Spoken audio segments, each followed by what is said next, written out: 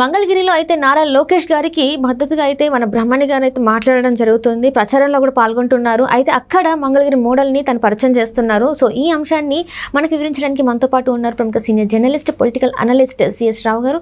నమస్కారం sir. Sir, మంగళగిరిలో అయితే మంగళగిరి మోడల్ అని చెప్పేసి ప్రచారంలో భాగంగా బ్రహ్మణి గారు అయితే చెప్పడం జరుగుతుంది. ఇంతగా ఏంటి సార్ మంగళగిరి మోడల్ అంటే ఎలా చెప్తున్నారు అసలు? సో గుజరాత్ మోడల్ అని చెప్పి భారతదేశానికి ప్రధానమంత్రి అయ్యాడు నరేంద్ర మోడీ.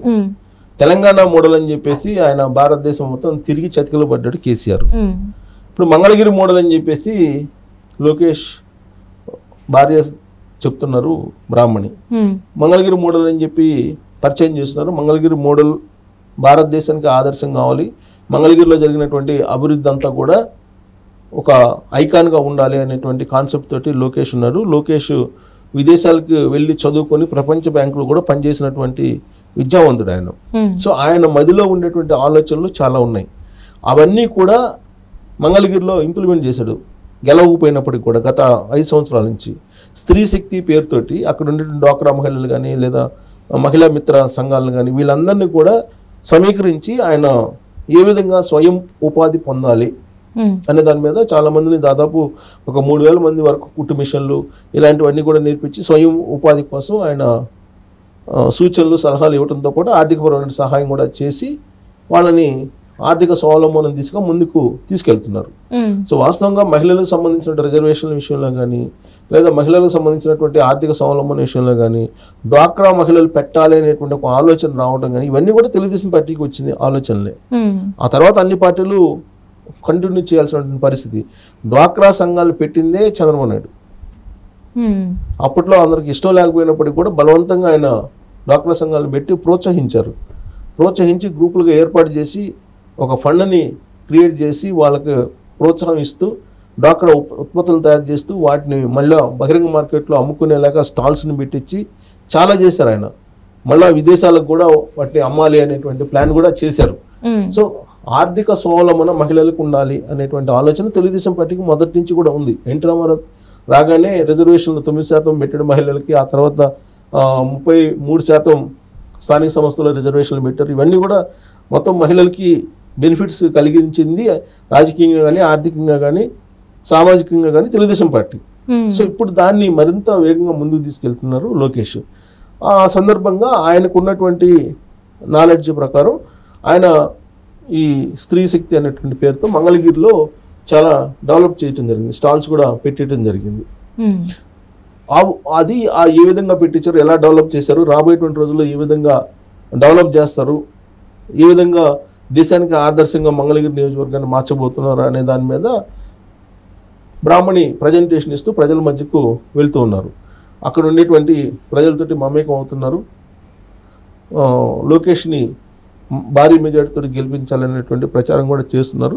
అక్కడ ఉండేటువంటి ప్రజల నుంచి కూడా అనూహ్యమైన స్పందన లభిస్తుంది బ్రాహ్మణికి. ఒకవైపు లోకేష్ ఆల్రెడీ మంగళగిరి నియోజకవర్గంలో అనేక సార్లు పర్యటించారు, ఇటీవల కూడా పర్యటించారు. ఇప్పుడు ఇవాళ నుంచి మళ్ళీ ఒంగోలు నుంచి ఆయన యువగలం యాత్రను మళ్ళీ ప్రారంభిస్తున్నారు ఎన్నికల సందర్భంగా. సరే, ఇప్పుడు బ్రాహ్మణి ఆ మొత్తం మంగళగిరి వ్యవహారాలని, మంగళగిరి రాజకీయ వ్యవహారాలని, మంగళగిరి ప్రచారాన్ని ఆవిడ చేపట్టి ఆమె భుజస్కంధాల మీద చేసుకుని ప్రచారం చేస్తూ ఉన్నారు. ఆ సందర్భంగా మహిళలు కలిసినటువంటి సందర్భంగా అక్కడ ఉండేటువంటి మహిళలు చెప్పినటువంటి సమస్యలు వింటూ ఉన్నారు. ప్లస్ మహిళల్లో ఉత్సాహం కల్పించేందుకు మహిళలు చదువుకొని ఆర్థిక స్వావలంబన పొందాలి అనేటువంటి ఆవిడ మీటింగుల్లో ప్రసంగిస్తూ ఉన్నారు.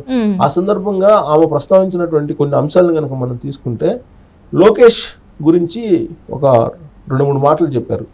జనరల్గా ఏంటంటే లోకేష్ మిగతా వాళ్ళకి ఆయన ఏదో మాట్లాడలేరు, లేదంటే ఆయన పప్పు అనేటువంటిది వైఎస్ఆర్ కాంగ్రెస్ పార్టీ వాళ్ళు వినిపిస్తూ ఉంటారు.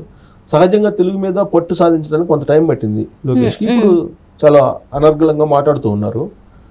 ఇంగ్లీష్ మీడియం చదివింది, అందువల్ల ఇంగ్లీష్లో ప్రజెంటేషన్ అయితే నో ఇష్యూ, ఆయన ఇంగ్లీష్ ప్రజెంటేషన్ చేస్తారు. అయితే లోకేష్ అసలు ఏంటి, లోకేష్ ఆలోచన తీరు ఏంటి, లోకేష్ ఎలా ఉంటారు మహిళల పట్ల అనేదానికి ఒక 2 మాటలు చెప్పారు ఎవరు బ్రాహ్మణి ఆ మహిళా మీటింగ్లో.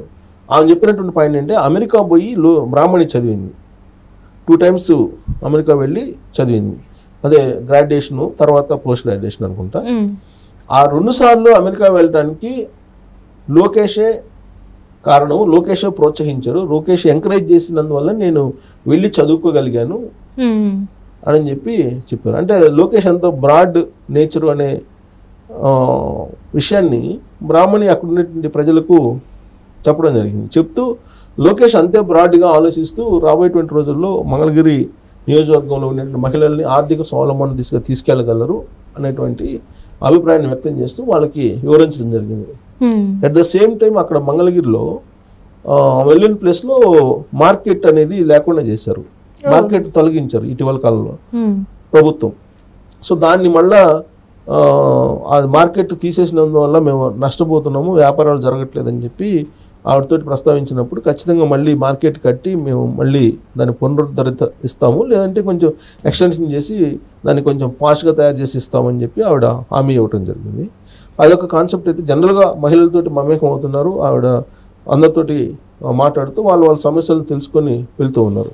ఇక్కడ లోకేష్ సంబంధించినటువంటి ఎలా మంగళగిరి మోడల్ అంటే మొత్తం భారతదేశానికి మోడల్గా తయారు చేస్తారు మంగళగిరి నియోజకవర్గాన్ని అని చెప్పి అనుకుంటే కనుక లోకేష్కి ఉన్నటువంటి ఆలోచనలు నేను కొన్ని విశ్లేషణ చేసేటువంటి ప్రయత్నం చేస్తాను. యాక్చువల్గా ఇప్పుడు నగదు బదిలీ అనేది చేస్తున్నాడు కదా జగన్మోహన్ రెడ్డి, బటన్ నొక్కుతున్నాడు. నేను 130 సార్లు బటన్ నొక్కాను, మీరు 2 సార్లు నొక్కండి ఈసారి అని చెప్పి అంటున్నారు కదా. ఈ 130 సార్లు బటన్ నొక్కేటువంటి కార్యక్రమం ఏదైతే ఉందో దాన్ని 2009లోనే లోకేష్ పరిచయం చేయాలని ప్రయత్నం చేశారు. 2009 ఎలక్షన్ అప్పుడే నగదు బదిలీ అని పేరు పెట్టారు. అప్పుడు నగదు బదిలీ చేయాలి అన్ని స్కీములకి, మొత్తం స్కీములన్నిటికీ నగదు బదిలీ చేయాలని చెప్పి ఆయన ఆలోచన చేశారు. ఎందుకంటే ఆలోచన ఎందుకు చేశారంటే ఆయన ప్రపంచ బ్యాంక్ వరల్డ్ బ్యాంక్ ఉంది, వరల్డ్ బ్యాంక్లో ఆయన పనిచేశారు. చదువు అయిపోయిన తర్వాత వరల్డ్ బ్యాంక్లో వర్క్ చేశాడు అమెరికాలో. అప్పుడు వరల్డ్ బ్యాంక్ అసలు ఎలా చేస్తుంది, ఎలా వరల్డ్ బ్యాంక్ ఏంటి ఎప్పుడు కూడా గ్రామీణ ఆర్థిక వ్యవస్థ పెరగాలి అనేటువంటి కాన్సెప్ట్లో వాళ్ళు ఉంటుంది ఒక సెక్టర్, దాని డెవలప్మెంట్కి సంబంధించి. సో గ్రామీణ ఆర్థిక వ్యవస్థ పెరగాలి అని చెప్పి వాళ్ళు ఫండ్స్ ఇచ్చేటప్పుడు కూడా ఎక్కడెక్కడ దేనికి పెట్టాలనేది కూడా వాళ్ళు ఇస్తారు. ఫండ్స్ ఇచ్చేటప్పుడు వరల్డ్ బ్యాంక్ ఎక్కువగా రూరల్ ఏరియాస్ మీద కాన్సన్ట్రేషన్ చేస్తుంటుంది, వాళ్ళు పెట్టేటువంటి నిధులు డెవలప్మెంట్ అక్కడి నుంచి జరగాలి అనేది. ఆ సందర్భంగా లోకేష్ నగదు బదిలీ అనేది ఉంటే బాగుంటుంది స్కీములన్నిటికీ అనేది ఆయన మధ్యలో నుంచి వచ్చినటువంటి ఆలోచన ఫస్ట్ 2009 ఎన్నికల సందర్భంగా. అయితే ఆ ఎన్నికల్లో నగదు బదిలీ అనేటప్పటికీ అప్పుడు ఉన్నటువంటి కాంగ్రెస్ పార్టీ వాళ్ళు ఏం చేశారంటే చంద్రబాబు నాయుడు సబ్సిడీలు ఎగ్గొట్టడానికి ట్రై చేస్తున్నాడు, నగదు బదిలీ అంటున్నాడు, సో నగదు బదిలీ చేసి సబ్సిడీలు ఎగ్గొట్టడానికి ప్రయత్నం చేస్తున్నాడు అని చెప్పి నెగిటివ్ ప్రచారాన్ని మొదలుపెట్టారు. పైగా ఆ రోజున టెక్నాలజీ కూడా అంత సొఫిస్టికేటెడ్గా అందుబాటులో లేదు, మొబైల్స్ కానీ అవన్నీ లేవు. సో దాంతో అప్పుడు వాయిదా వేసుకున్నారు. అసలు ఆ స్కీమ్ నగదు బదిలీ అనేది దాని మీద ఎక్కువ నెగిటివ్ ప్రచారం జరుగుతుందని చెప్పి దాన్ని అసలు ప్రచారంలో తీసుకోకుండా కామ్ అయిపోయారు. సరే 2014 వచ్చేటప్పటికి రాష్ట్రం విడిపోయిన తర్వాత జరిగినటువంటి ఎన్నికలు 2014లో. సరే 2014 అంతా అమరావతి రాజధాని దాని మీద పోయింది. ఇంకా ఉమ్మడి ఆ రోజు ఎన్డీఏ కూటమిలో భాగస్వామి అయ్యారు. అమరావతి రాజధాని కన్స్ట్రక్షన్, కొత్త రాష్ట్రం ఇవన్నీ పోయినాయి. అయితే ఆ రోజున లోకేష్ చెప్పినటువంటి నగదు బదిలీనే 2019 ఎన్నికల్లో నవరత్నాల రూపంలో జగన్మోహన్ రెడ్డి అమలు చేస్తున్నాడు, బటన్ నొక్కి డబ్బులు వేస్తున్నాడు. అదే నగదు బదిలీ. స్కీములు ఏమి ఇవ్వట్లేదు. ఇప్పుడు స్కీములు మొత్తం ఆపేసేసాడు, దాదాపు 29 స్కీములు ఆపేసేసాడు Jaganmohan Reddy. On going schemes ని తెలుగుదేశం పార్టీ ఇచ్చినటువంటి schemes, SC ST corporation, minority corporation ద్వారా ఇచ్చినటువంటి స్కీమ్స్ ఏదైతే ఉన్నాయో వాటన్నిటిని ఆపేసేసి కేవలం డబ్బులు మాత్రం వేస్తున్నారు నవరత్నాల రూపంలో. ఇది 2009లోనే లోకేష్ ఆలోచించినటువంటి పద్ధతి అది. సో కాబట్టి అలాంటి ప్రోగ్రెసివ్ ఆలోచనలు ఉన్నటువంటి లోకేష్ మంగళగిరిలో రాబోయేటువంటి రోజుల్లో మంగళగిరిని దేశంలోనే ఒక మోడల్ కాన్స్టిట్యున్సీగా తయారు చేస్తారని చెప్పి బ్రాహ్మణి చెప్తూ ప్రజలతోటి మమేకం అయ్యి మీరు భారీ మెజార్టీ తోటి లొకేషన్ గెలిపించండి అని చెప్పి ప్రచారం చేస్తూ ఉంటారు.